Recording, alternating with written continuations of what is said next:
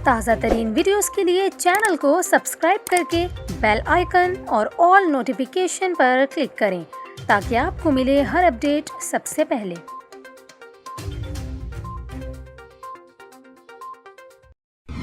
और आपको बताएं, कराची एक बार फिर पानी पानी हो गया। शहर में 1 घंटे की बारिश ने सड़कों को तालाब में बदल दिया।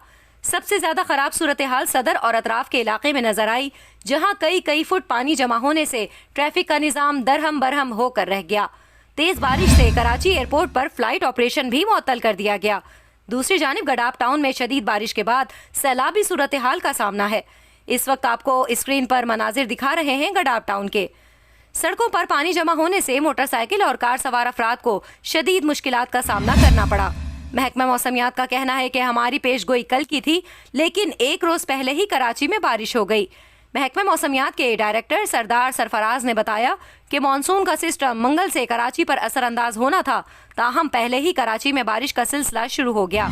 महकमा मौसमियात ने कल भी कराची समेत सिंध के कई इलाकों में बारिश का इम्कान जाहिर किया है।